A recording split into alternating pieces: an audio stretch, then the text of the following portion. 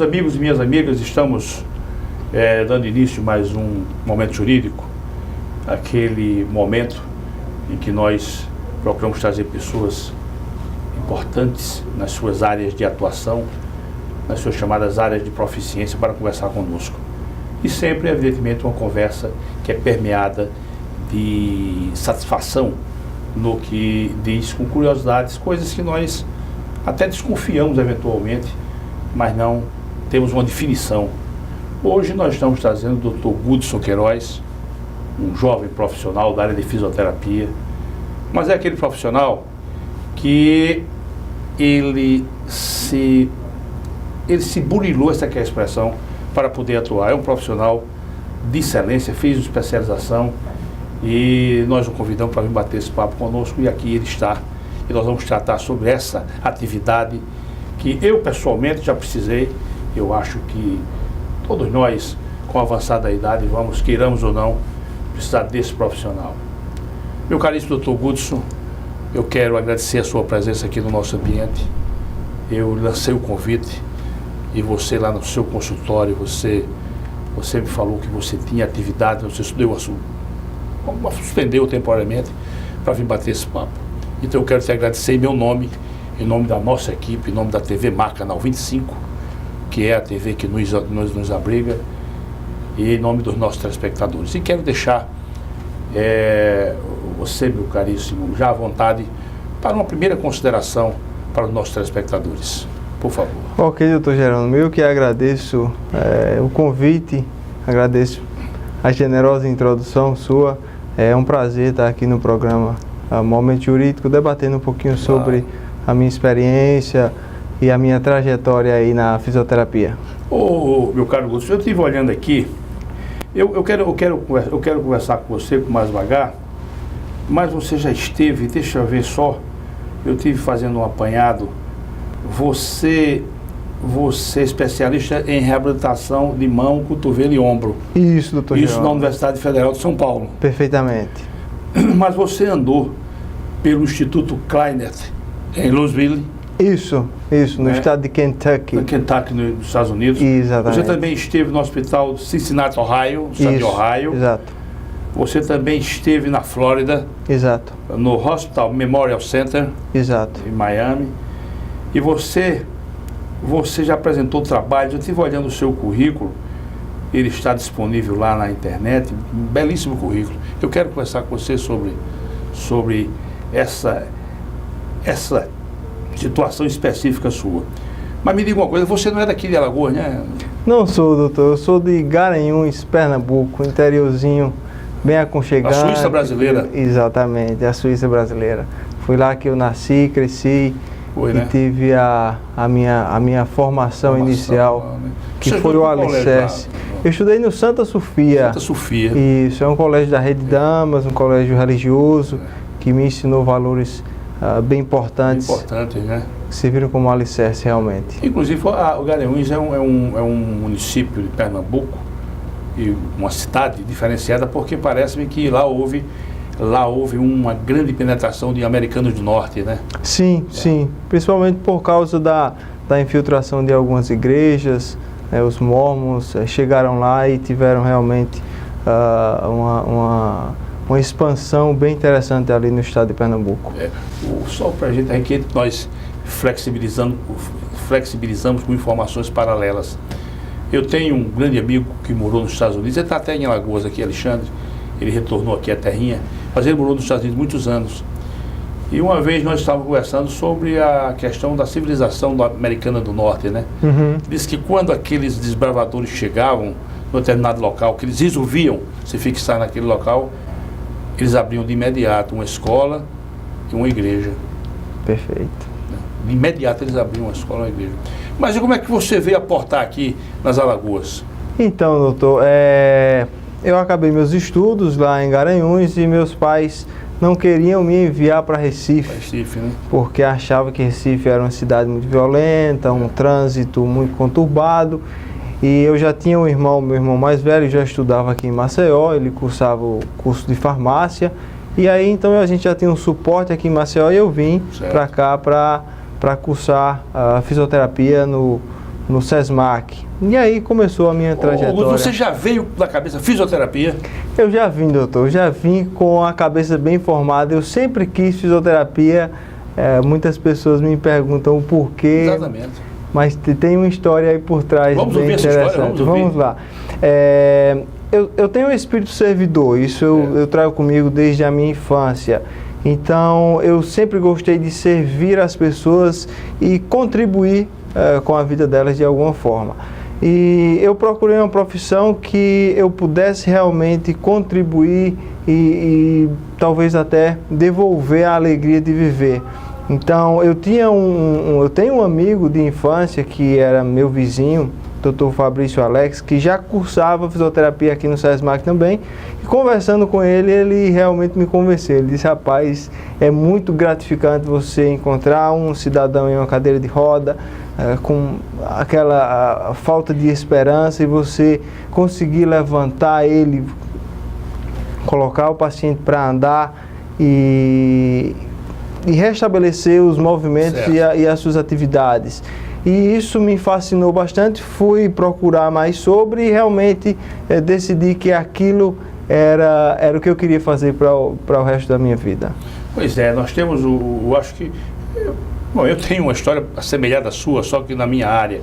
Mas eu acho que todos nós temos isso. Eu quando era garoto, havia um advogado perto da minha casa, já faleceu, aqui eu presto uma homenagem a ele, Dr. José da Cunha Leite. E eu, às vezes, quando eu ia para brincar, eu devia ter 13, 14 anos de idade, e ele estava sempre na casa dele lendo. Ele tinha um filho muito meu amigo, e eu entrava, ele estava sempre lendo. E eu ficava fazendo perguntas a ele. E um dia ele disse: Roberto, pegue esse livro e leve para casa e leia. Era um livro de uma revista chamada Revista dos Tribunais. Entendi. E eu me lembro que eu lá folheando aquele livro, eu vi um julgado que dizia respeito a uma queda de um viaduto no Rio de Janeiro chamado Paulo de Fronten. Morreu muita gente, foi uma tragédia. E eu li aquilo ali e me chamou a atenção, porque havia envolvimento de engenheiros, peritos, né?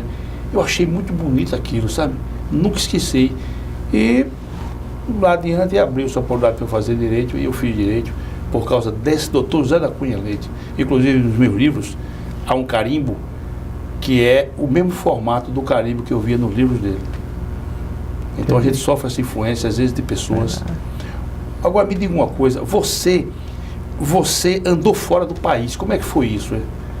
Depois a gente pode me noticiar mais, mas você andou fora do país. Certo. Eu estive nos Estados Unidos em 5 ocasiões diferentes, inicialmente estudando inglês, depois fazendo alguns cursos de aperfeiçoamento na área de mão em centros de referência.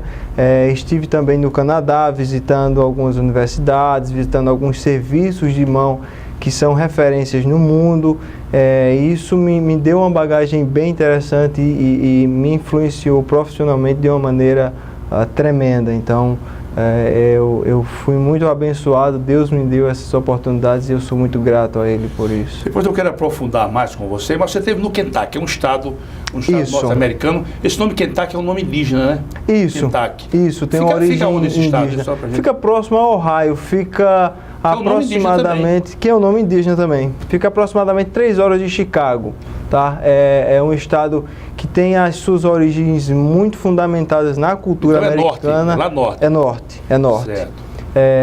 Muito fundamentado na cultura americana, e a gente encontra poucos imigrantes lá.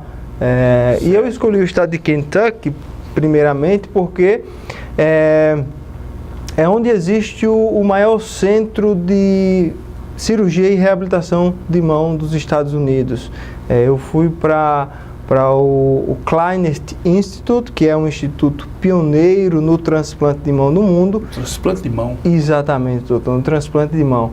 E eu tive a oportunidade de aprender muito com eles. Foi uma experiência muito bacana mesmo. Foi, né? O que abrangia essa sua participação lá, essa sua estada lá? Era a reabilitação da mão, né? Isso, foi um curso específico sobre reabilitação de mão. Então lá a gente observou os diferentes protocolos que o pessoal do Kleinert utiliza, qual o modelo de tratamento deles e como que a gente poderia contribuir com a reabilitação para devolver a função da mão desses pacientes que sofreram alguma doença ou alguma desordem de mão. Só para a gente, para não para não passar aqui ao largo.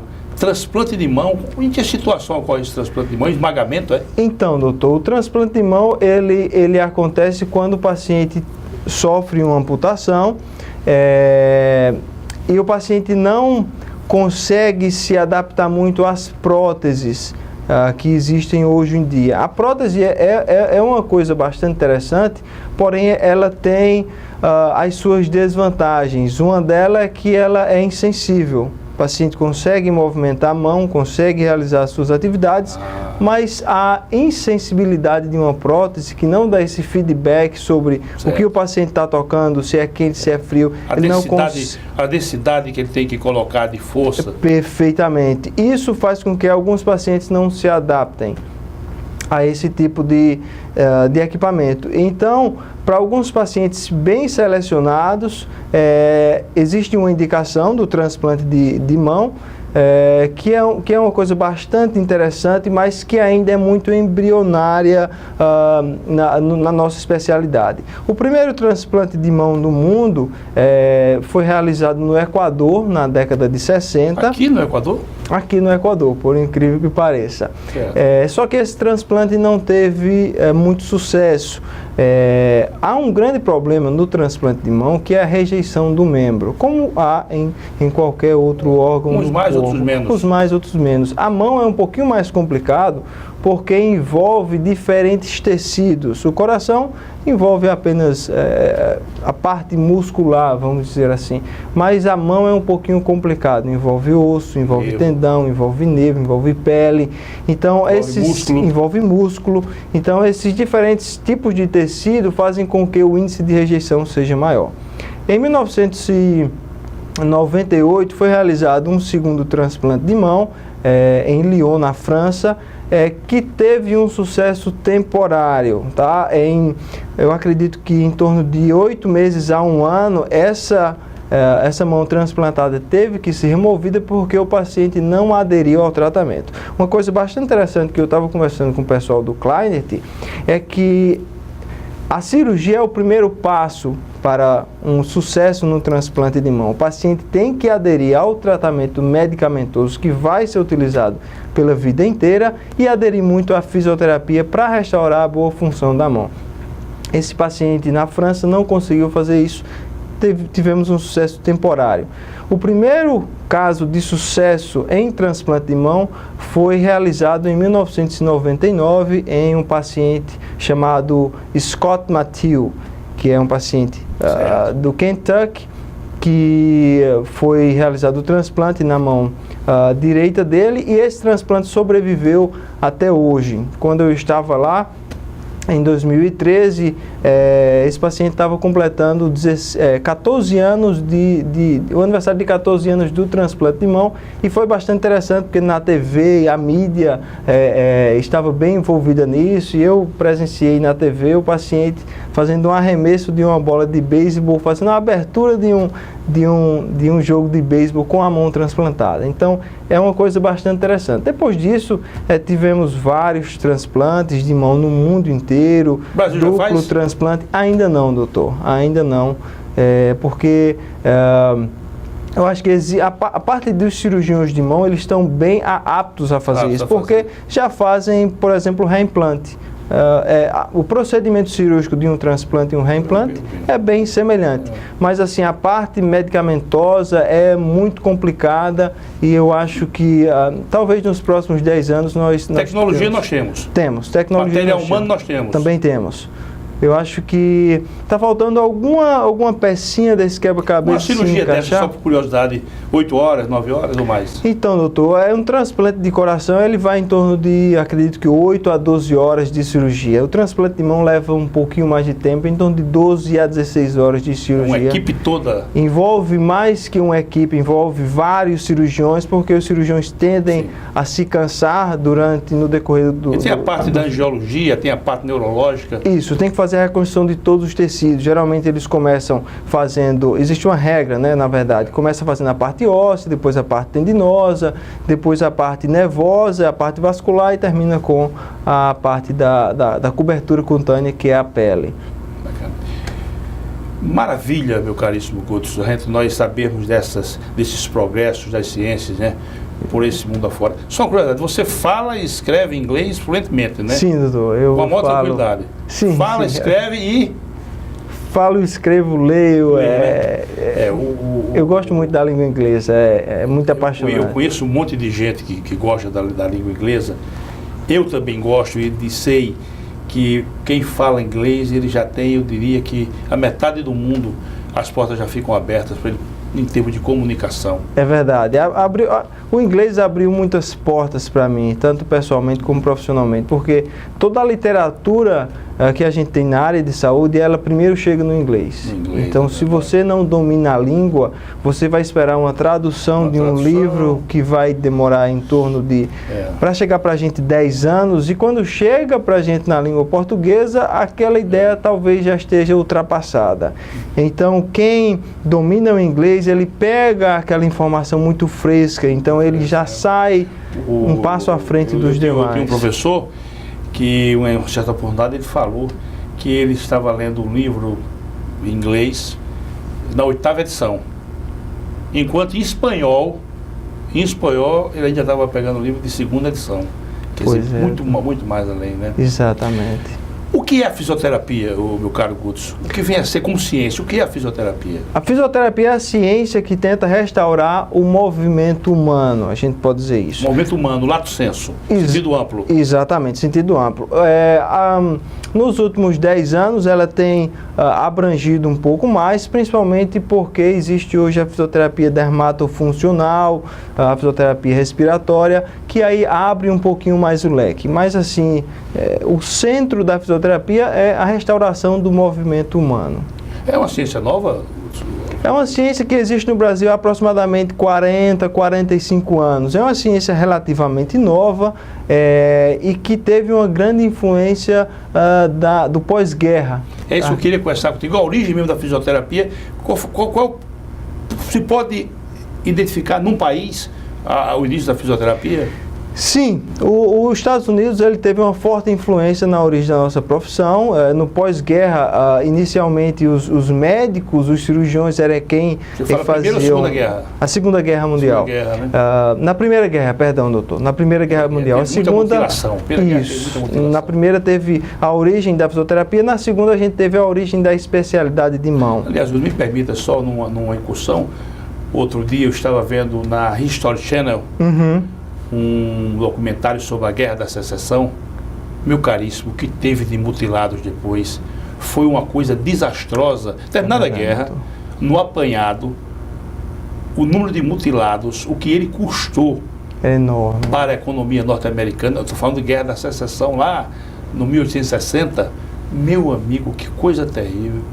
Mas continue, por favor. Pois é, aí após essa Primeira Guerra, houve a necessidade de um profissional que tratasse esses pacientes para tentar devolver a função, tentar restaurar o movimento ou até protetizar esses indivíduos. E aí teve a origem da fisioterapia de uma forma bastante embrionária, que ao decorrer dos séculos se tornou de uma forma organizada e uma profissão realmente de nível superior.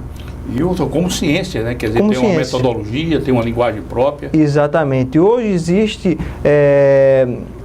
uma parte científica da fisioterapia que é extremamente importante e que dá esse embasamento para a nossa prática, tá? Um fisioterapeuta que não lê artigo, que não procura se atualizar a nível de ciência, é um fisioterapeuta com pouca bagagem. Então, essa parte científica é extremamente importante na prática diária do fisioterapeuta. Meu caro Guto, outra coisa, nós temos aqui ao longo dos nossos programas batido muito nessa tecla, né? Outro dia assisti televisão, eu vi um ator, desses atores de novela, ele disse um negócio que eu fiquei a pensar, sabe? Ele disse uma coisa simples, pode parecer óbvia, mas ninguém nunca tinha me dito isso. Quem atua profissionalmente por vocação já tem metade dos seus problemas resolvidos. E a gente, é verdade isso, né? Verdade. Você que é um vocacionado, você está todo dia lendo, quer dizer, passa a ser uma satisfação para você, né? Sem dúvida, é um prazer. Eu costumo dizer que se você faria de uma profissão lazer, se você conseguiria exercer sua profissão sem ser remunerado, eu acho que você está na profissão certa. Porque quando você faz aquilo com amor, fica tudo mais fácil, né, doutor? Existe um artista, um intérprete inglês chamado Seal. Não sei se você já ouviu falar desse. Não conheço. Ele ganhou até um Grêmio um tempo atrás. É um indivíduo de cor. O avô dele é da Bahia. O avô dele é baiano. Mas quando houve a guerra, então a Inglaterra abriu as portas para muitos trabalhadores, quer dizer, trabalhador rude, né? E o avô dele da Bahia foi e ficou por lá e casou, e a descendência baiana do pai, né? Então ele esteve aqui no Brasil, e ele numa entrevista ele disse, aquilo também me marcou muito, porque isso é uma verdade. Ele disse, olha, cantar, eu faria isso até de graça, e você imagine que eu já sou pago para fazer isso, não é verdade? Exatamente. Então, você profissionalmente, você faria até de graça aquilo, e você ainda é remunerado. Eu acho que é o ponto culminante de qualquer pessoa, é ser pago para fazer aquilo que ele gosta. Exatamente. E isso é que acontece com você, né? Sim. Eu sou apaixonado pela fisioterapia. Eu não sei como eu consegui. Eu não me imagino fazendo outra coisa. Já me perguntaram, se você não fosse fisioterapeuta, o que você seria? Eu, fisioterapeuta. Eu certa vez me peguei dizendo isso para mim mesmo, eu seria juiz até de graça e sou pago para ser juiz. Eu estou dizendo isso, como diriam os humanos, né? Abimo cordis, de dentro do coração. Eu seria juiz até de graça e sou muito feliz porque ainda sou pago para exercer a minha atividade. Agora me diz uma coisa, Guto. A fisioterapia como profissão, ou seja, com universidade, ela, aqui no Brasil, a partir de quando?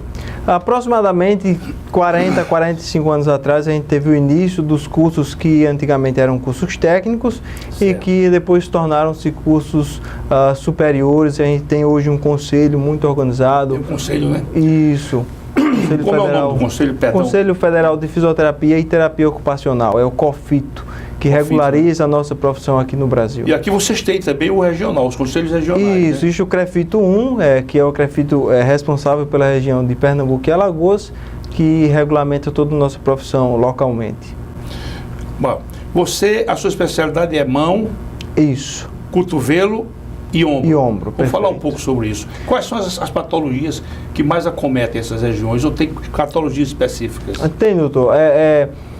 A especialidade de terapia de mão, que é a especialidade de fisioterapia do ombro, cotovelo e mão, ela abrange toda doença e desordem nessa área segmentar do corpo. Então, desde uma doença originalmente de pele, que a gente chama de doença do Dupuytren, uma doença dermatológica, formação de alguns nódulos na mão, até aquelas fraturas mais complexas, aquelas síndromes dolorosas, lesões de nervos periféricos, tumores na mão, deformidades congênitas. Então vai desde a pediatria, passando pela dermatologia, traumato, até chegar na neurologia. Então exige realmente uma formação muito completa do fisioterapeuta para atuar nessa área, porque quando chega num especialista de mão é porque geralmente não é algo mais simples, porque aquelas patologias mais simples, um fisioterapeuta generalista, ele consegue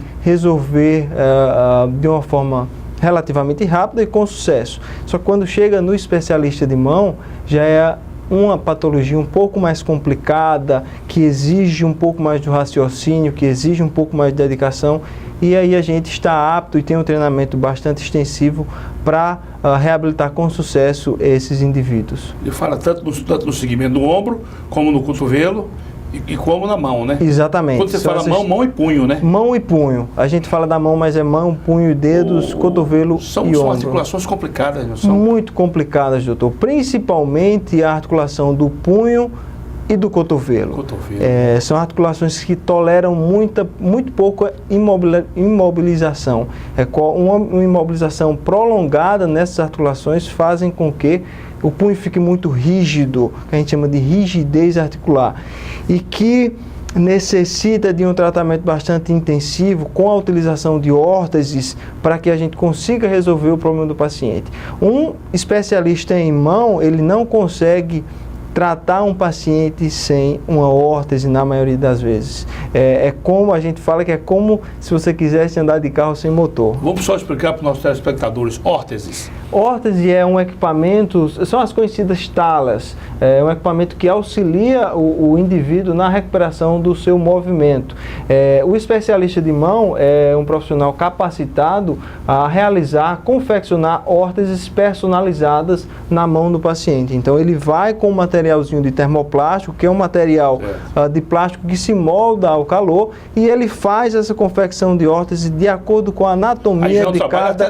É um trabalho artesanal, muito bonito por sinal. Nós somos treinados como especialista em mão. Deve ser um treinamento longo. Se eu faço uma comparação, uma comparação sem qualificação necessária, eu posso dizer que o indivíduo que vai fazer uma órtese é como o protético? Exatamente. Ele tem as mesmas características, o mesmo raciocínio clínico. Existe a fisioterapia que também se especializa em fazer próteses, e existe o especialista em órtese, que o profissional habilitado para fazer isso no membro superior é o especialista em mão. Em mão, né? Isso. E aí você tem que fazer, quando você faz essa órtese, precisa do acompanhamento de imagem, não, né? Não necessariamente, doutor, mas em alguns casos é interessante. Por exemplo, paciente de risartrose, que é em uma classificação um pouquinho mais avançada, em um grau degenerado, que a gente chama um Eaton 3 ou 4, quando a gente observa no raio-x uma subluxação daquela articulação, a gente faz a utilização de órtese com algum tipo de fortalecimento, em um pós-tratamento é interessante que se faça um novo raio-x para se avaliar como que está aquela articulação, se a gente conseguiu reduzir ela. Fazer um acompanhamento. O acompanhamento é muito importante. Nós vamos já fazer um intervalo, mas eu quero depois ingressar nas questões, nos processos dolorosos. Ok. O ombro, eu já vi pessoas vivendo momentos infernais. Verdade. Com a articulação do ombro, né? E depois eu quero também tratar de um assunto com você, meu caríssimo, a respeito de uma estruturazinha que tem no cotovelo chamado trochlea. Ok. Uma fratura de trochlea deve ser uma coisa terrível, né? Bastante complicado. Eu digo até para o processo cirúrgico, como também para o fisioterapeuta depois ele fazer aquela recondução ao movimento normal. É verdade, doutor. Meus caros telespectadores, essa conversa enriquecedora aqui com o nosso Gudson, o nosso caríssimo Gudson Queiroz, que está trazendo os seus conhecimentos para os nossos conhecimentos, para que a gente fique sabendo a respeito dessa atividade nobre, essa atividade que eu chamo de delicada, que é a fisioterapia. Não saia daí porque nós voltamos num instante. Até já.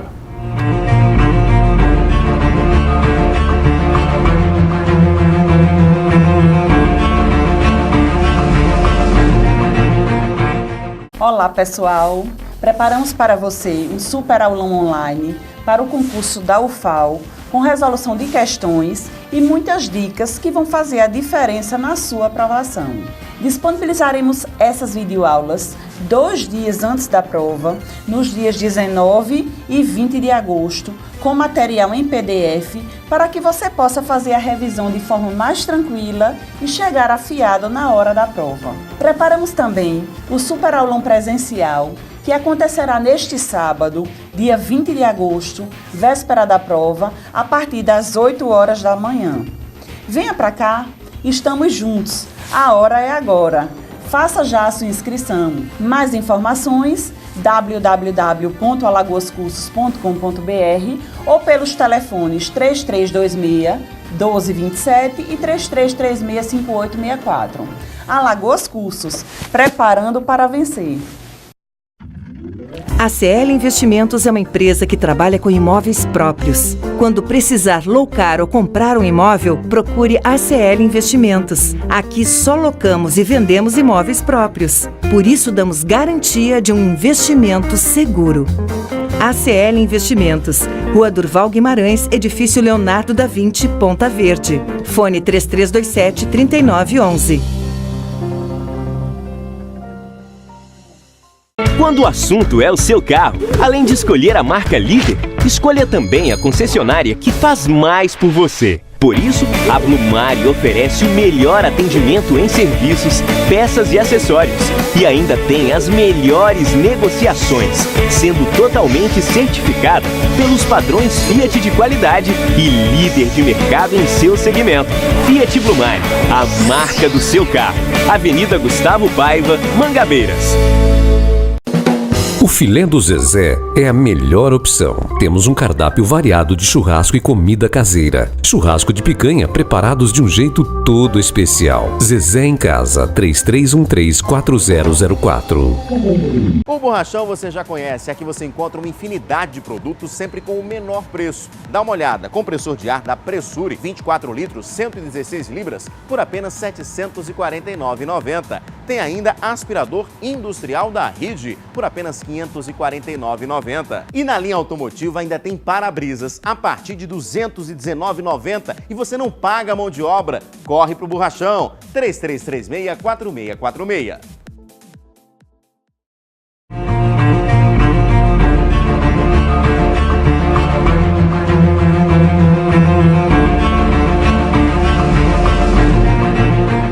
Olá, meus amigos e minhas amigas, estamos retornando após essa breve pausa com essa conversa científica sobre a fisioterapia. E, meu caríssimo Guto, eu já pergunto a você de cara, para a gente expandir a nossa conversa, em relação a ombro, cotovelo e mão, quais são as patologias mais frequentes? A gente vê muito no consultório as fraturas, doutor Jerônimo, as fraturas de ombro, as fraturas de punho e de cotovelo, principalmente punho e cotovelo. Uma outra desordem bastante comum que geralmente vem associado com as fraturas é a síndrome da dor complexa regional. Antigamente ela era conhecida como distrofia simpático-reflexa, mas em 1995 a Associação Internacional para os Estudos da Dor, ela modificou um pouco esse termo e hoje é conhecida como síndrome de dor complexa regional. Veja bem, em torno de 50% de todos aqueles pacientes que fraturam o punho, eles vão evoluir para essa síndrome de dor. E é uma desordem devastadora porque ela acaba com a alegria de viver do paciente. É uma síndrome de dor crônica que deve ser tratada e que muitas vezes é negligenciada porque o fisioterapeuta não conhece, né? Não perca seu raciocínio. Você falou a questão da dor, né? Eu tenho uma obra, eu não li ainda, ela tá na minha sequência de leitura. Não sei se você conhece essa obra, chama-se Crônicas da Dor. São vários tipos de dor, dor da alma, dor da... Bom, mas os romanos, que queiramos ou não, nós somos uma projeção da civilização romana, né? Há um grande autor que ele escreveu um livro sobre Roma, ele começava dizendo, queiramos ou não, nós somos uma projeção da civilização romana. E os romanos diziam, eles tinham umas expressões, né? Os romanos eles foram uma civilização de expressões. Eles gostavam muito de expressões como forma pedagógica, como forma de explicação. Então eles diziam, de dolore non se more, de dolore se perde l'intelletto. De dor você não morre, mas de dor você pode perder a razão. E a razão que ele queria dizer era a estrutura emocional do indivíduo. E dor realmente é uma coisa terrível. Isso, né? A gente observa com muita frequência, doutor Jerônimo. Você falou, tira a alegria de viver. Tira a alegria de viver. Eu já presenciei muitos pacientes com síndrome de dor falar que tem vontade de pular da janela de tanta dor. Esse é um paciente que ele sente dor, doutor Jerônimo, até com o bater do vento, é o que a gente chama de alodínia, é uma dor a estímulos não dolorosos. E que às vezes, pelo fisioterapeuta não conhecer muito essa síndrome de dor, passa despercebido. Um erro que eu observo muito, e eu até já cometi no início da minha carreira, é ver esse paciente com síndrome de dor, aquela mão fica bastante rígida e a gente tenta a todo custo restaurar o movimento daquela mão às custas da dor. É um erro que o fisioterapeuta não pode cometer, porque isso faz com que cronifique a dor e a gente tem que tratar essa síndrome de dor como uma dor crônica. A gente usa muito da neurociência para tratar essa dor. Hoje existe uma terapia que é muito eficaz para o tratamento da síndrome de dor, que é a terapia do espelho. É uma terapia fenomenal, em que a gente coloca a mão do paciente dolorosa dentro de uma caixa fechada, ele não vê essa mão, e a mão sadia fora da caixa, ele olhando para o reflexo da mão sadia através de um espelho. E ele começa a movimentar as duas mãos, olhando para o reflexo da mão sadia, ele envia o comando para o cérebro para ele restaurar os caminhos corticais e essa mão começa naturalmente a retornar ao movimento e reduzir a dor. Uma coisa interessante é que o nosso cérebro, ele não acredita no que é real, ele acredita no que ele pensa que é real. Um exemplo disso é, por exemplo, a gente acorda de um pesadelo.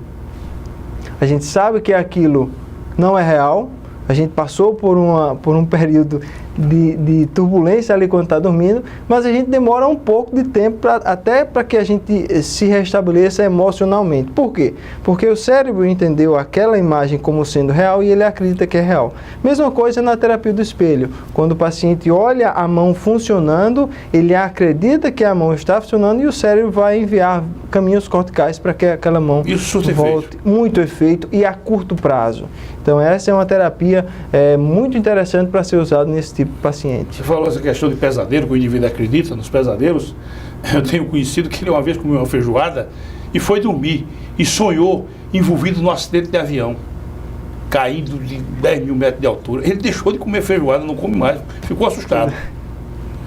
Mas continue a questão do ombro, esse processo doloroso do ombro. Qual é a patologia mais comum? A patologia mais comum é a síndrome do impacto e a lesão de manguito rotador. O que é a síndrome do impacto e a lesão do manguito rotador?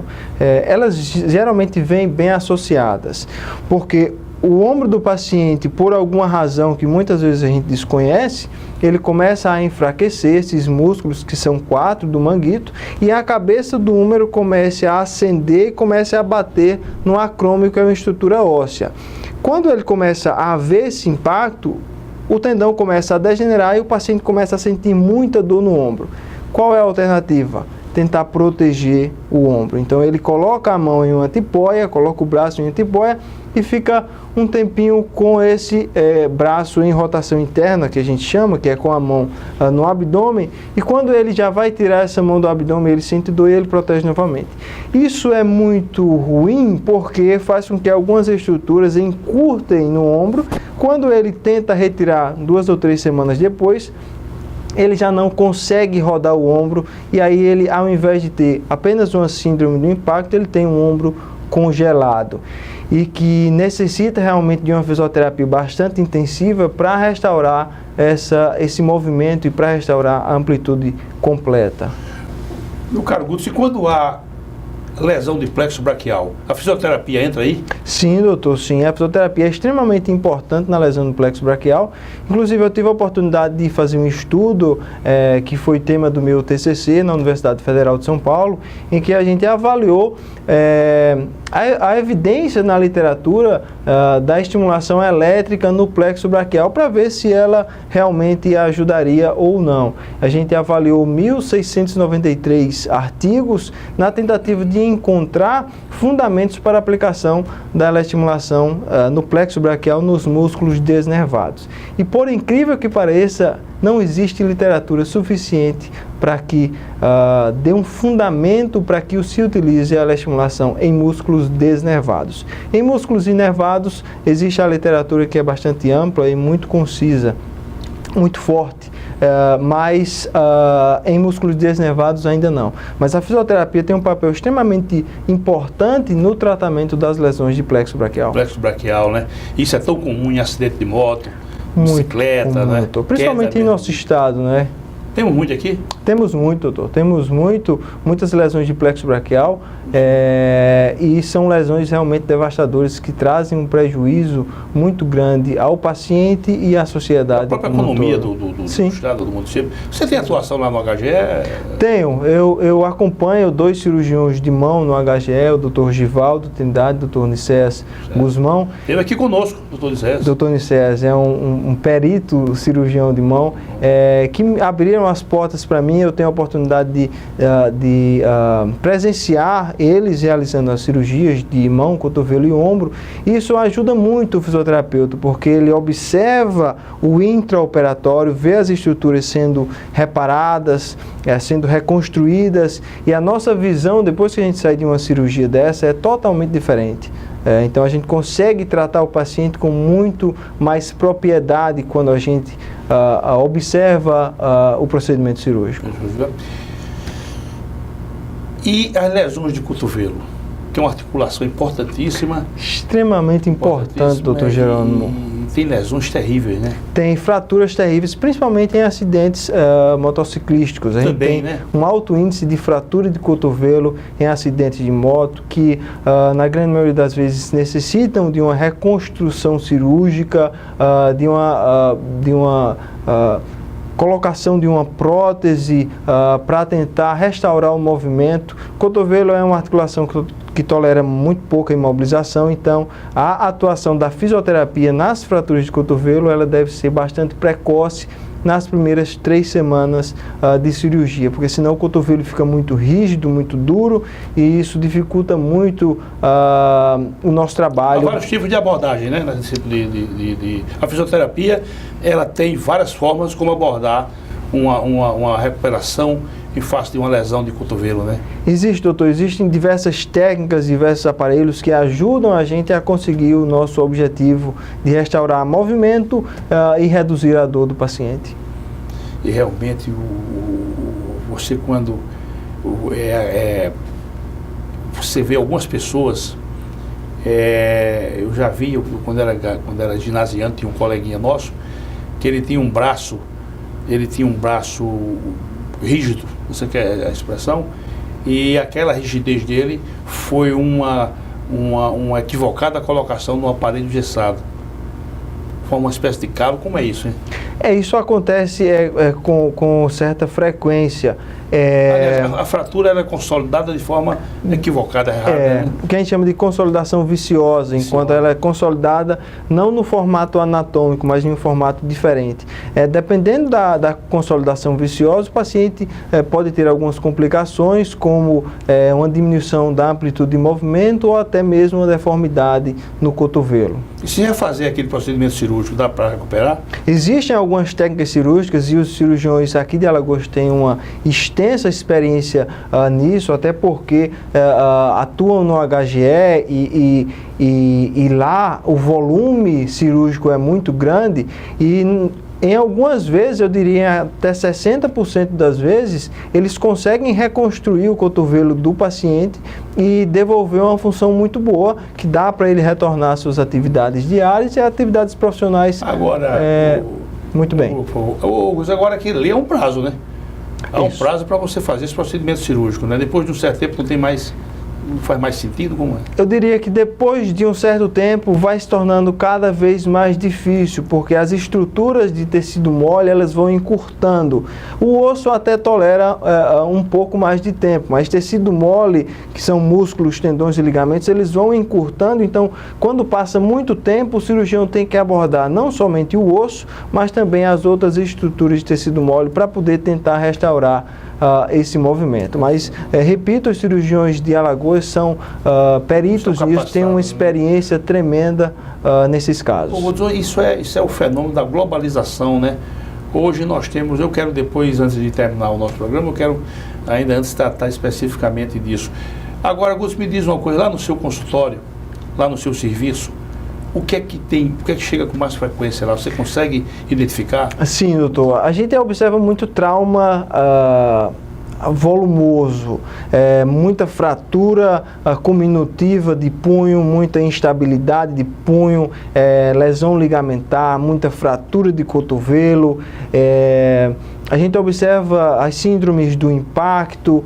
É difícil chegar no meu consultório a síndrome do túnel do carpo, um dedozinho gatilho. Isso tem pouca frequência porque, como eu falei para o senhor, doutor Jerônimo, geralmente esses casos mais simples o fisioterapeuta generalista consegue resolver. Então, no nosso consultório, o volume maior são de traumas bastante volumosos e de difícil resolução, mas que, graças a Deus, a gente está tendo um sucesso bem interessante com esses pacientes. pacientes. Maravilha, muito bom. Você tá indo agora para algum congresso? Estou indo em janeiro do ano que vem para os Estados Unidos fazer um aperfeiçoamento em reabilitação de ombro.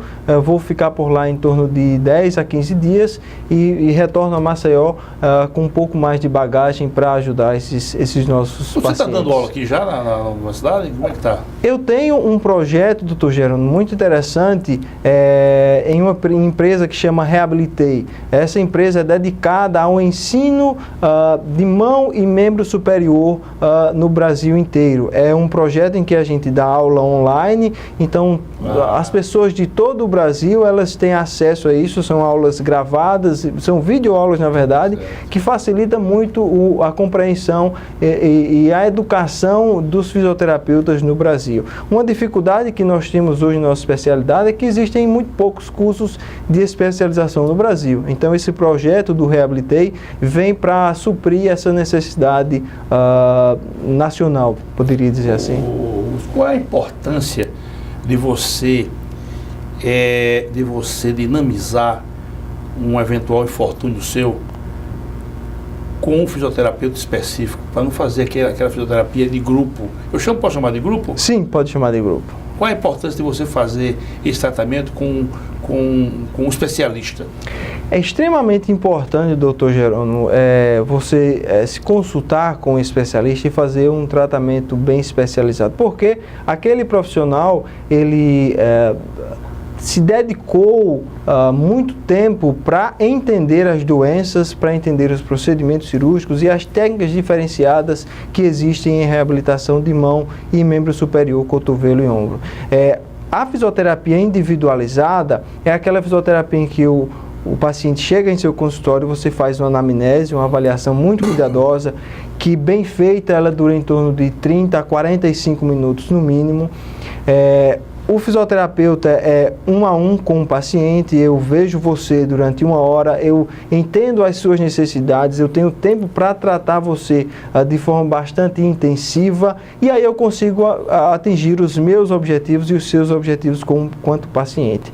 A fisioterapia em grupo, que é aquela fisioterapia que a gente observa dos planos de saúde, elas surtem, eu poderia dizer que na grande maioria das vezes pouco efeito, porque como o plano de saúde hoje no Brasil é um problema para a gente, porque eles pagam muito pouco, alguns planos de saúde eles pagam... aviltam, na realidade aviltam, é uma coisa aviltante. Isso, doutor. Não só na fisioterapia, que é evidentemente uma atividade, como eu já falei, nobre, e que requer recursos diferenciados, como a própria consulta médica. Exatamente. É uma coisa aviltante, né? São valores irrisórios. Tem plano de saúde que está pagando 5 a 6 reais por sessão. Então, o que as clínicas de fisioterapia erroneamente fazem, tentam ganhar no volume, e quem perde é o paciente. Então, isso é uma coisa que vem acontecendo no Brasil e que manchou um pouco o nome da fisioterapia. É uma coisa entristecedora. Você agora me falou disso aí, e a gente, como sempre, trazendo aqui uma informação paralela. Lá na década de 70, eu li uma obra de um grande escritor russo, ele já faleceu, ele ganhou o Prêmio Nobel de Literatura de 73, se não me engano, 74, chamado Alexander Solzhenitsyn. Ele escreveu um livro chamado Pavilhão de Cancerosos. E há uns 2 anos atrás, me apareceu uma dor na região posterior aqui nas costas, e eu recorri a uma fisioterapia dessa de grupo.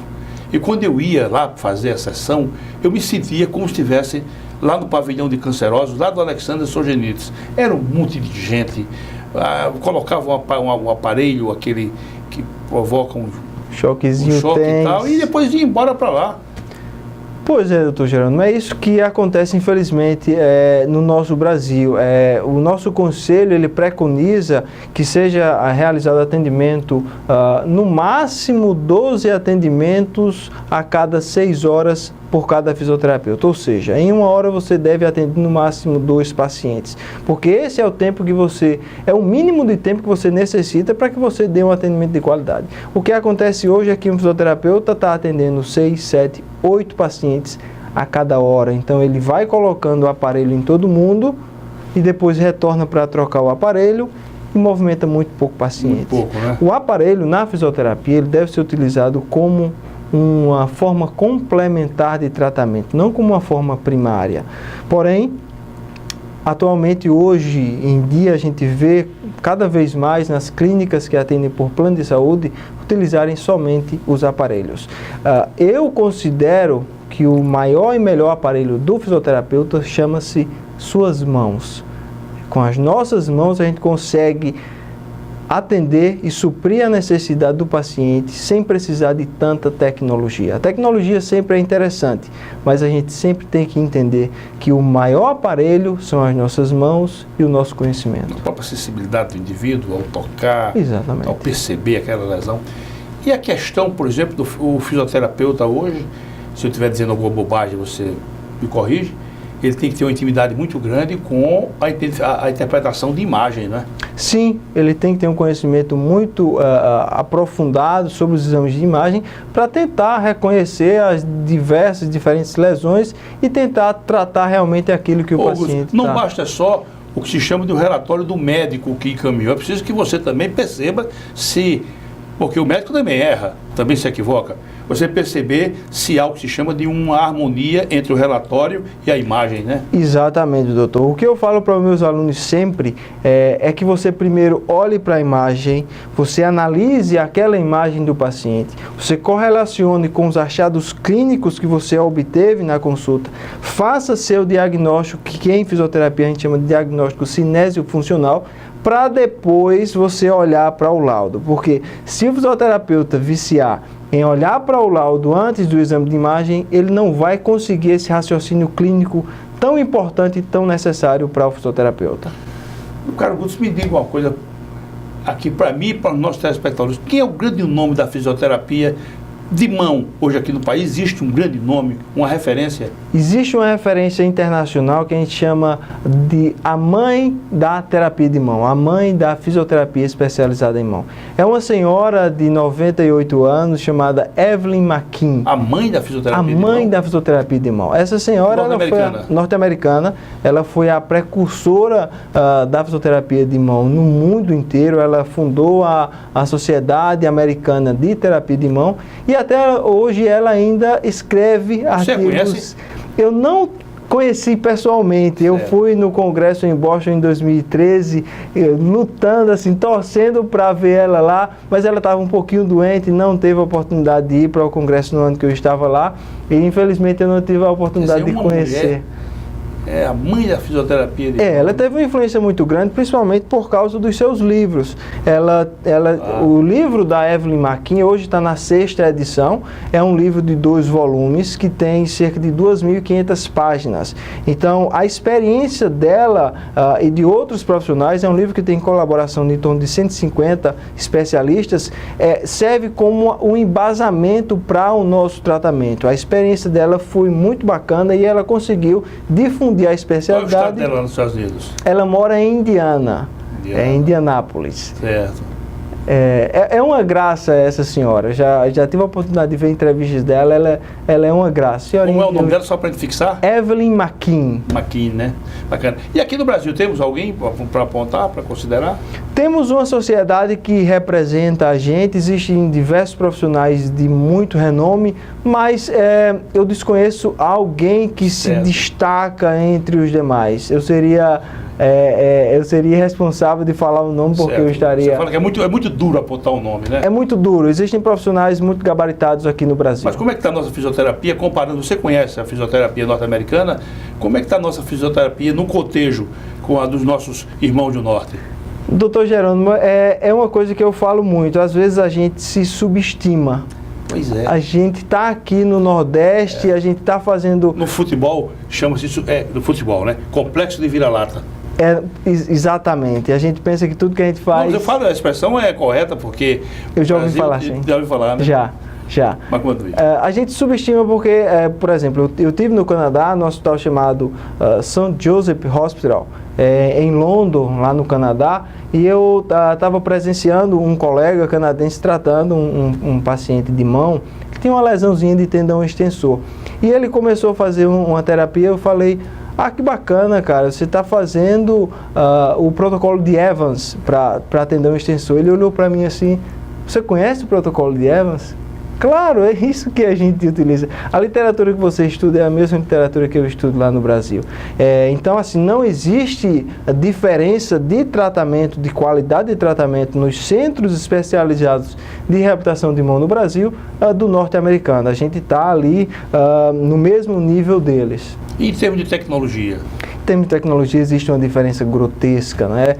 O acesso à tecnologia nos Estados Unidos é muito maior e assim com um custo muito mais baixo. Tudo que chega aqui de lá vem importado, tem uma taxa tributária muito grande e isso dificulta muito a gente na aquisição de grandes aparelhos. Porém, o fisioterapeuta brasileiro ele tem uma qualidade que se distingue dos demais.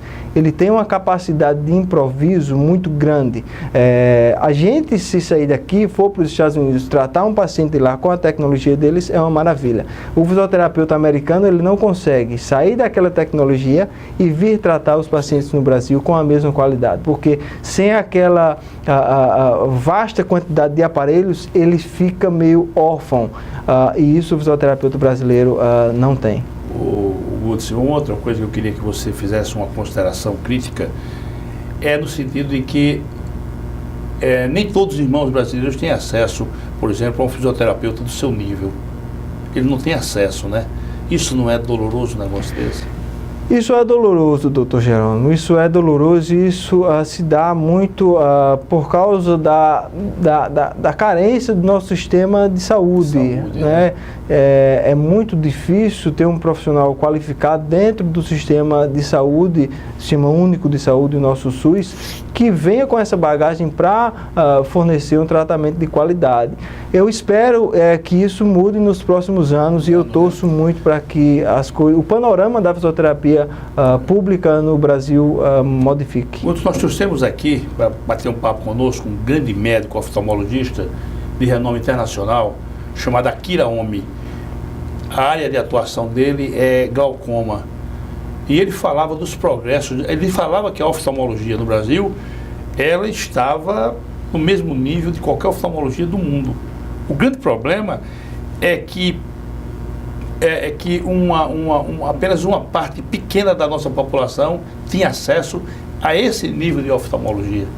Isso é verdade. Então isso que ocorre também com a fisioterapia, né? Sim, sim. Isso infelizmente é uma realidade nossa. Outra coisa, aqui existe nos planos de saúde, não existe um especialista, né, vinculado ao plano de saúde que você possa recorrer, né?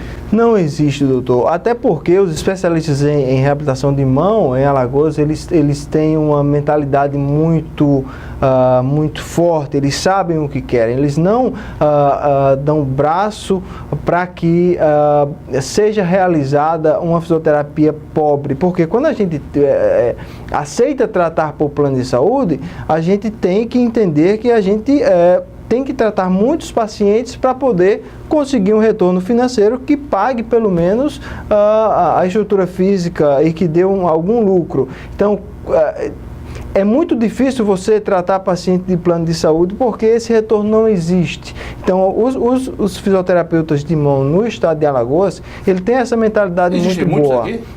Somos em quatro. Uma fica um pouco mais na parte acadêmica, dois, eu e um outro especialista na parte mais privada, e uma outra que atende pacientes de SUS, pacientes mais com déficits neurológicos importantes também.